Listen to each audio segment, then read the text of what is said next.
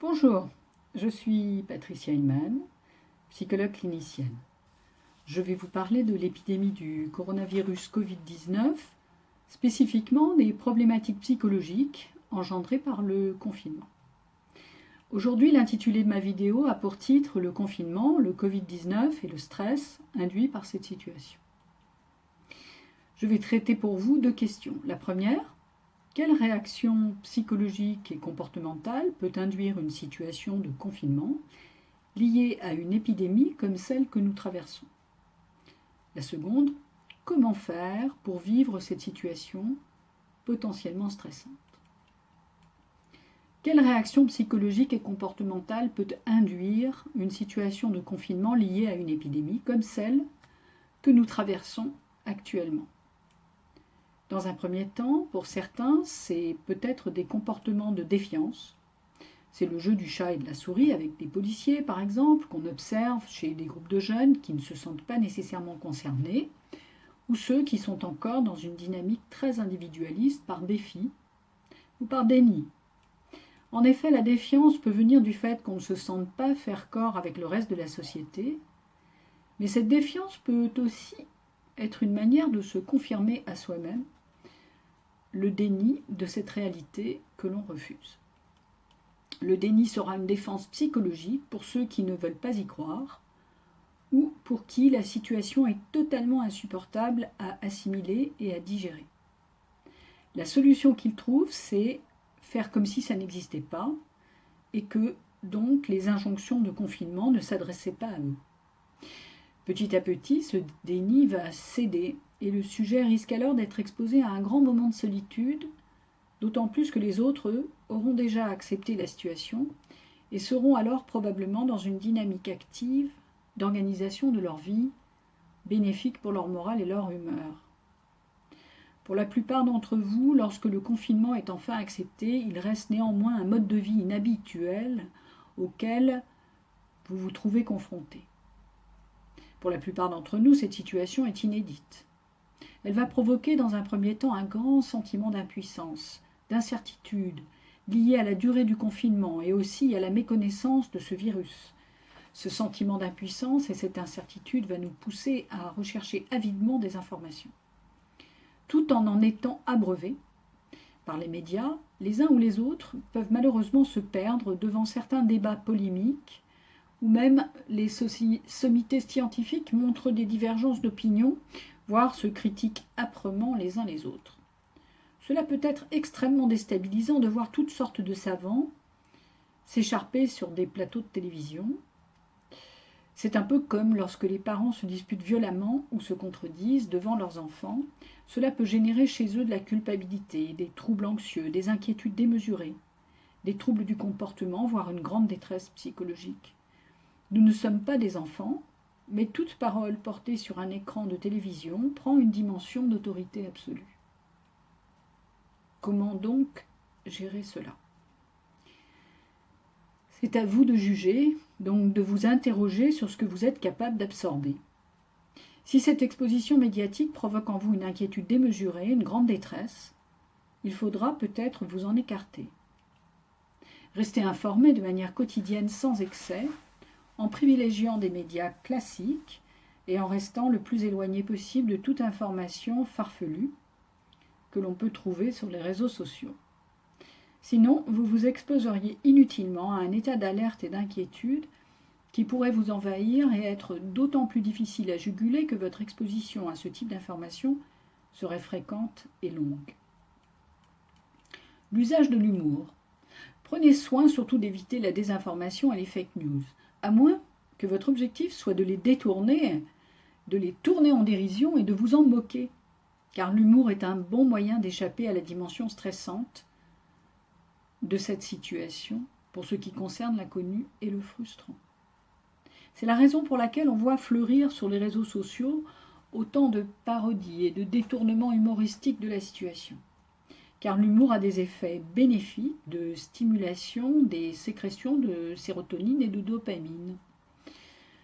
Pour différencier les informations pertinentes des farfelues, la recherche des sources est un bon moyen.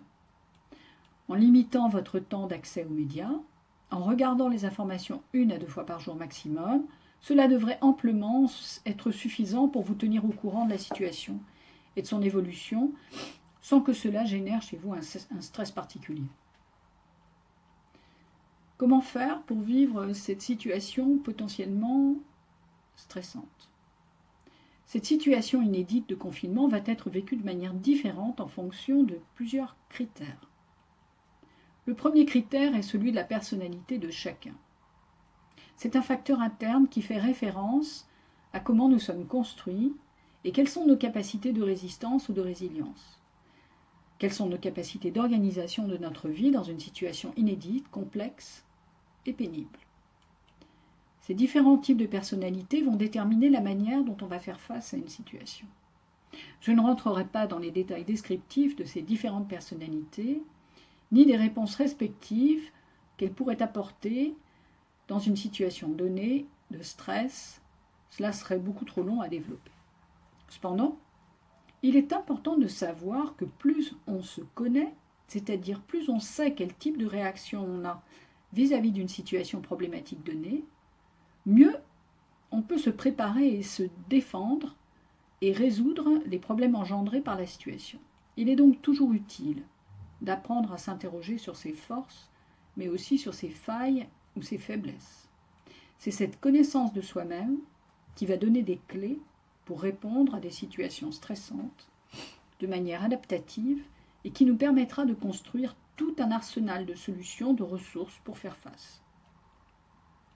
Le deuxième critère est un facteur externe qui se décline selon 2 situations. La première, la cohabitation, la proximité, voire la promiscuité avec des proches, conjoints, enfants, parents, colocataires. La deuxième, l'isolement et la solitude. D'un point de vue général, le confinement est un événement potentiellement stressant. Il peut représenter pour beaucoup une contrainte et une charge anxieuse très forte. Quelles sont les réponses adaptatives que l'on peut apporter à cela ? Et comment peut-on donc agir dans la confrontation à un événement de cette nature ?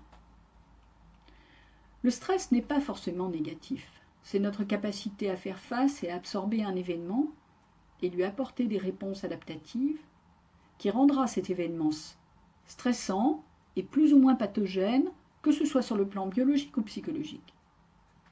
2 auteurs, Lazarus et Folkman, ont développé un modèle de stratégie en situation de stress.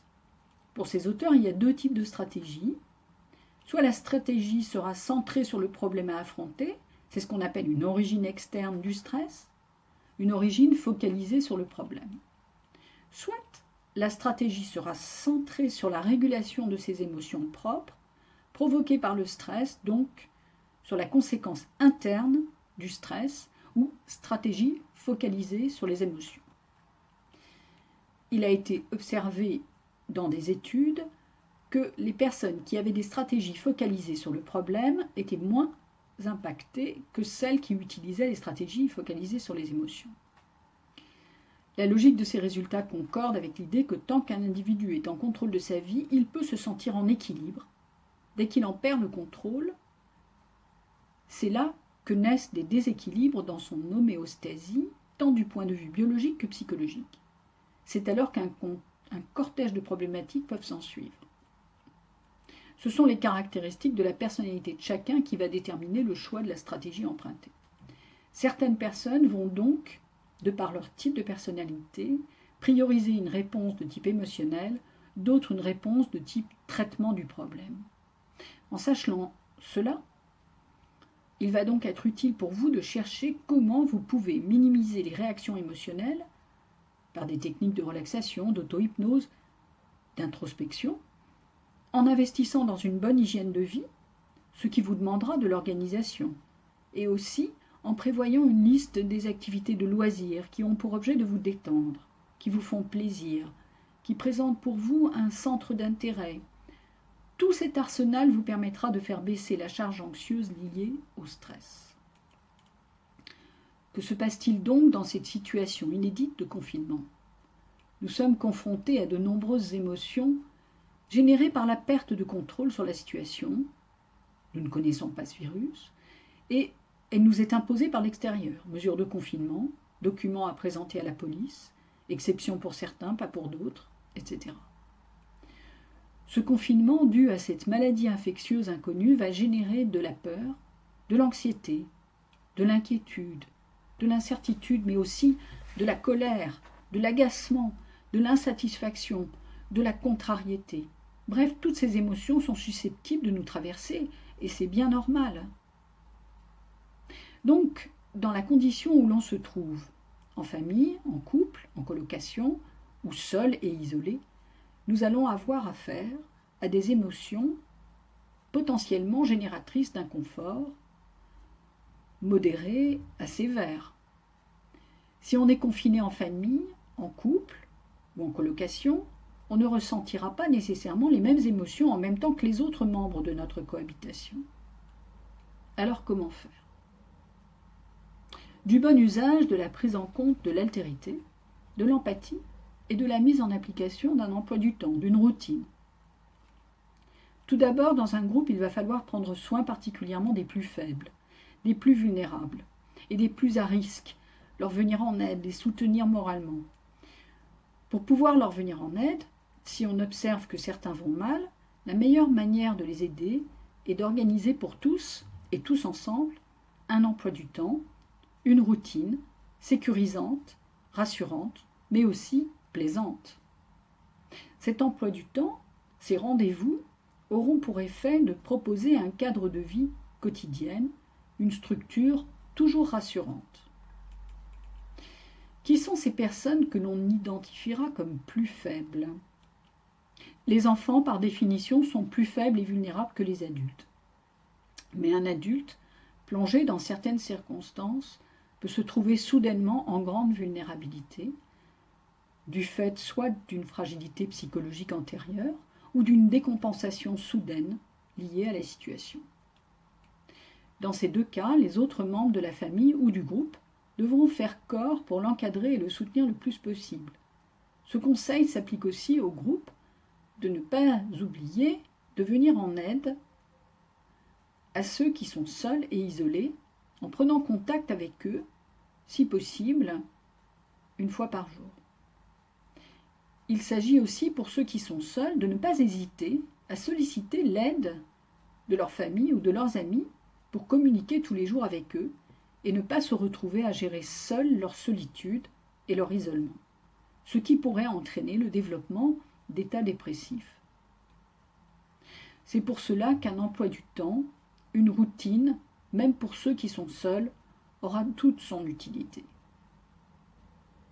Car cela permettra d'apporter au fur et à mesure de la journée un cadre à des objectifs à remplir, à une activité à organiser, et pourvoir une dynamique rassurante dans cette situation potentiellement anxiogène. Si vous êtes seul, vous aurez à prendre soin de la partie de vous-même qui est la plus vulnérable. Et dans la mesure du possible, cet emploi du temps bien organisé sera aussi pour vous une source salutaire de réconfort. L'organisation d'une routine, d'un emploi du temps quotidien et hebdomadaire va vous permettre d'être en contrôle de votre vie. Que peut-on mettre dans cette routine, cette organisation hebdomadaire ? On peut se pencher sur ses rêves, jamais réalisés, faute de temps, qui pourraient trouver la voie d'une mise en chantier du fait de ce confinement. C'est peut-être le moment pour vous de vous lancer dans l'écriture du roman que vous avez toujours rêvé d'écrire, ou dans la musique, la peinture, la sculpture ou toute autre forme d'art que vous imaginiez du fond de votre créativité et de vous y plonger enfin. Peut-être envisagiez-vous une reconversion professionnelle, mais vous ne trouviez pas le temps de vous y mettre. Alors c'est le moment de vous lancer dans la constitution de votre dossier pour réaliser votre projet. C'est aussi le moment de prendre des pauses, pour observer ceux avec qui vous vivez, prendre le temps d'être ensemble, avec les siens. Si vous aimez l'oisiveté, c'est le moment d'en profiter. De toute façon, les moments oisifs ou des moments d'ennui nous seront très bénéfiques moralement. Il sera extrêmement utile et nécessaire de les inclure dans votre emploi du temps. Dans la mesure où notre rythme de vie habituel nous le permet rarement, c'est le moment ou jamais d'apprendre pour soi-même et aux enfants que l'on a le droit de s'ennuyer. que l'on peut ne rien faire et que l'on peut, pendant des moments plus ou moins longs dans la journée, rêver éveillé et regarder les mouches voler.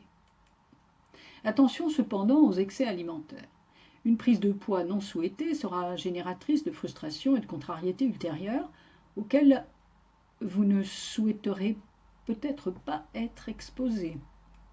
Attention aux excès d'alcool et de tabac. Les conduites orales, lorsqu'elles sont excessives dans un premier temps, nous rassurent, nous apportent un grand plaisir, un réconfort, une sédation immédiate et un apaisement de l'anxiété et de l'angoisse. Elles diluent les états dépressifs, mais au prix d'addictions difficilement contrôlables ensuite, de destruction somatique, de ressentis coupables, source de dépression, de perte de l'estime de soi par la dégradation de son image de soi. L'alcool en particulier présente un danger lié à sa nature anesthésiante de l'angoisse et antidépresseur. Il peut être difficile d'y résister pour certains. Répondre au manque de nicotine en augmentant ses doses pour les fumeurs les expose à un risque respiratoire supplémentaire et des difficultés a posteriori pour un sevrage éventuel. Apprenez des techniques de relaxation ou de méditation. Privilégiez plutôt un ou plusieurs moments d'activité physique dans la journée pendant lesquels vous allez pouvoir évacuer votre tension et votre stress. L'activité physique, ce n'est pas que le sport, ce peut être aussi la danse, le ménage ou toute autre activité où votre corps est en mouvement. Voilà, je souhaite que ces petits conseils vous aideront à vous organiser et à développer des compétences de résilience et de faire face dans cette situation, et peut-être même en sortirez-vous plus fort que vous n'y êtes entré. Prenez bien soin de vous, adoptez les mesures d'hygiène recommandées et de protection. À la prochaine vidéo, bon courage, bonne journée à vous.